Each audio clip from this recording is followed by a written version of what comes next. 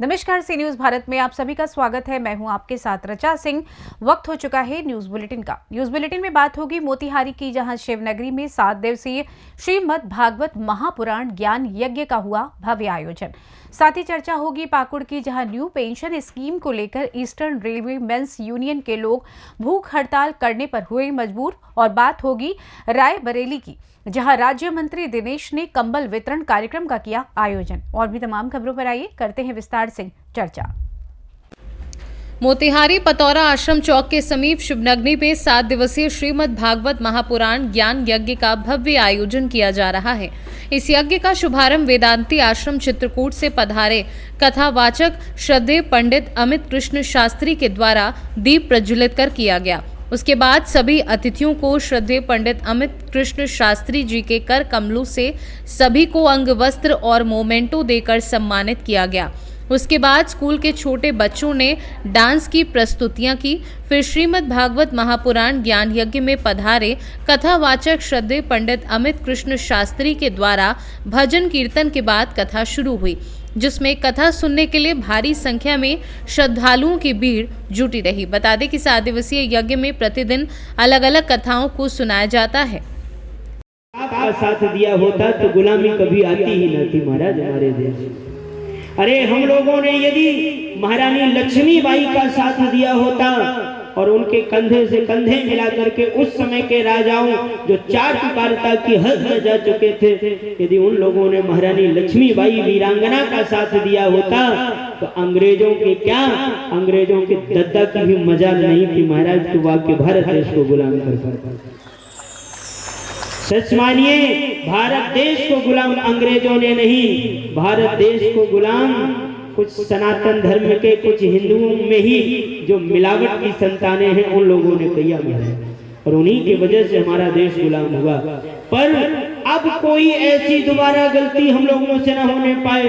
अपने निजी स्वार्थ को एक तरफ पटक दो और निजी स्वार्थ को किनारे करके जब बात सनातन की आए, जब बात हिंदुत्व की आए और जब भारत देश को हिंदू राष्ट्र बनाने की आए, तो हम सब एक स्वर से खड़े होकर के कहें भारत माता की। भागवत कथा हमारे मोहल्ला वासियों के कल्याण हेतु आयोजित किया गया था, जो कल इसका हवन होगा और भंडारा का आयोजन होगा, जिसमें सभी भक्तगण शामिल होंगे। इसमें हमारे समस्त नगर वासियों, मोहल्ला वासियों का सहयोग है। उसी के कारण ये शिवनगरी पतौरा आश्रम में ये यज्ञ का आयोजन हो पाया है। इसमें हमारे शारदानंद चा जी, श्री सुडू भैया जी जो आश्रम के बाबा के लड़का हैं, और साथ ही साथ लड्डू सिंह जी, नीरज सिंह जी, गुंजन पटेल जी, चुमन पटेल जी, ऐसे बहुत सारे सदस्य हैं, मुकेश सिंह जी, इन लोगों का बहुत बड़ा सहयोग रहा है। बीटू भैया, पिंटू भैया, हमारे तरुण जी, चितरंजन जी, इन सब लोगों का सहयोग रहा है। ये जो पंडित जी आए हैं, ये पंडित जी अमित कृष्ण शास्त्री जी महाराज चित्रकूट धाम से पधारे हैं, जो वेदांती आश्रम चित्रकूट धाम से हैं जी। ये हमारे अध्यक्ष महोदय हैं श्री सुडू भैया, इनका बहुत बड़ा आशीर्वाद है इस यज्ञ के आयोजन करने में। ये भागवत कथा जो हो रही है, ये आचार्य जी चित्रकूट धाम से यहाँ पधारे हैं और इनके 7 दिन का ये कथा जो है हमारे भक्तगण के लिए इतना लाभदायक है कि हर किसी ने इसको इतनी गौर से श्रवण किया है कि ये खुद मंत्रमुग्ध हो गए हैं हमारी यहाँ की जनता को देख करके।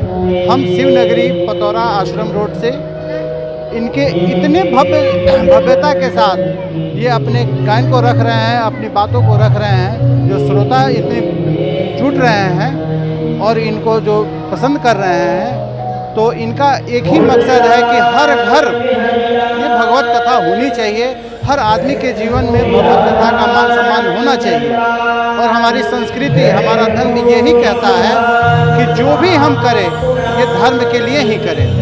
और सबसे बड़ी विशेष बात ये है कि जो हम लोग का जो ये आयोजन है और हम सभी शिवनगरी वासियों का ये सहयोग रहा है इस जग को सफल बनाने के, मैं सभी का धन्यवाद देता हूँ। और खासकर आप लोग का, जो आप लोगों की वजह से हमारा जो भी कार्यक्रम होता है, चाहे हम जो भी समाज से आते हों, जो भी कार्यक्रम होता है, आप लोग बेझिझक अपने से समाज को रखते हैं, अपने दृष्टिकोण से, जो कि एक सक्रिय कार्य है। बहुत बहुत धन्यवाद। मोतिहारी से सीनू संवाददाता सचिन कुमार अंशु की report. All India railway men's federation के पुकार पर ईस्टर्न रेलवे मेंस यूनियन के तत्वाधान में विगत फरवरी 2023 से लगातार नई पेंशन स्कीम के विरोध में एवं पुरानी पेंशन नीति लागू करने के लिए एक देशव्यापी अभियान चलाया जा रहा है। इसके तहत प्रत्येक महीने की 21 तारीख को शाखा स्तर पर, मंडल स्तर पर एवं क्षेत्रीय मुख्यालय स्तर पर धरना प्रदर्शन, जुलूस, उपवास जैसे विरोध कार्यक्रम आयोजित किए गए। इसके बाबत 10 अगस्त को नई दिल्ली में संयुक्त फार्म द्वारा नई पेंशन स्कीम को खत्म कर पुरानी पेंशन स्कीम लागू करने के लिए संपूर्ण देश से लगभग 2 लाख रेलवे कर्मचारी एवं राज्य कर्मचारी शामिल हुए। हालांकि केंद्र सरकार द्वारा पेंशन नीति की समीक्षा के लिए एक समिति का गठन किया गया, परंतु अभी तक कोई निर्णय नहीं होता देख रेलवे के श्रमिक संगठन द्वारा क्रमबद्ध सांकेतिक भूख हड़ताल का आयोजन संपूर्ण देश में किया जा रहा है। इस क्रम में शाखा स्तर पर 8 जनवरी को, मंडल स्तर पर 9 जनवरी को एवं क्षेत्रीय मुख्यालय स्तर पर 11 जनवरी को उपवास कार्यक्रम आयोजित किया जाएगा। All India railway men's federation का एकमात्र जो एजेंडा है, एकमात्र मांग जो है कि हमको एनपीएस में किसी तरह का सुधार नहीं चाहिए, बल्कि हमको जो पहले की तरह ओल्ड पेंशन स्कीम है हमको वही चाहिए। उसी के विरोध में, न्यू पेंशन स्कीम के विरोध में आज हम लोग पाकुड़ ब्रांच की ओर से एक दिवसीय भूख हड़ताल पे बैठे हुए हैं। जैसा आप सबों को ज्ञात है, ये आंदोलन चरणबद्ध तरीके से लगभग 1 वर्ष से जारी है। फरवरी 2023 से ही जनवरी के प्रत्येक 21 तारीख को एक धरना कार्यक्रम, जुलूस, मशाल जुलूस, उपवास कार्यक्रम के माध्यम से न्यू पेंशन स्कीम का विरोध किया जा रहा है। ये जो सांकेतिक 4 दिवसीय लगातार जो भूख हड़ताल का कार्यक्रम किया गया है, जिसमें प्रथम दिन 8 जनवरी को हम लोग शाखा स्तर पर कर रहे हैं, 9 जनवरी को मंडल कार्यालय स्तर पर किया जाएगा और 10 को जोनल कार्यालय स्तर पर ये कार्यक्रम आयोजित किया गया है। अगर सरकार इसके बावजूद भी नहीं मानती है तो हम लोग आमरण अनशन पर भी जाने को तैयार हैं। साथ साथ अगर आवश्यकता पड़ी और माननीय महामंत्री शिव गोपाल मिश्रा जी का निर्देश आता है तो हम लोग जो है रेल चक्का जाम हड़ताल पर भी जाने को तत्पर हैं। इसलिए सरकार से हमारी मांग है कि हमारी सबसे आवश्यक जो मांग है, पुरानी पेंशन स्कीम को वापस करना, उसको लागू करना, उसी स्वरूप में लागू करना, एकमात्र हमारी मांग है। इसलिए सरकार से अपेक्षा करते हैं कि हमारी मांग को गंभीरता से विचार करेंगे और इस लोकसभा चुनाव से पूर्व ही इसे लागू करने का। पाकुड़ से सीनू संवाददाता पंकज भगत की रिपोर्ट।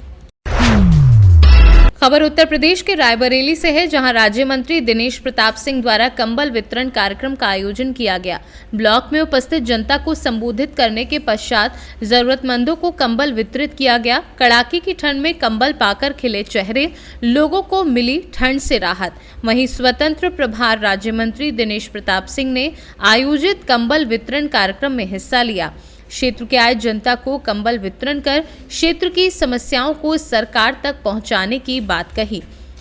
रायबरेली से सीनू संवाददाता देवराज की रिपोर्ट। विकासखंड जुनावई में हो रहा है विकास खंड स्तरीय रोजगार मेले का आयोजन।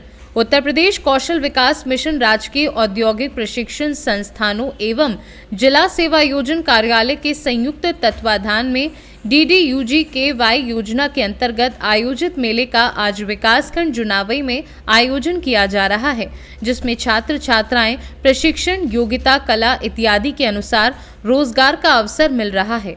रोजगार मेले के अवसर पर मुख्य अतिथि रवि कुमार, ब्लॉक प्रमुख जुनावई रहेंगे और प्रशिक्षण अधिकारी भी मौजूद रहे। संभल से सीनू संवाददाता LK भारद्वाज की रिपोर्ट। प्रधानमंत्री नरेंद्र मोदी के संसदीय क्षेत्र वाराणसी में लगातार अपराधी अपराध को अंजाम देते नजर आ रहे हैं, जिस पर प्रशासन द्वारा कठोर कदम नहीं उठाया जा रहा है। मृतक के साथ 4 पहिया वाहन में सूरज चौहान, विशाल हरोवा निवासी व ड्राइवर सूरज सिंह, घमाहापुर निवासी मौजूद रहे।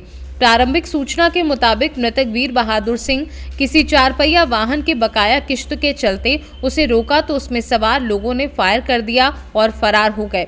अभी तक अपराधी पुलिस की पकड़ से बाहर हैं। देखना है उत्तर प्रदेश के मुखिया योगी आदित्यनाथ कौन सा निर्णय लेते हैं।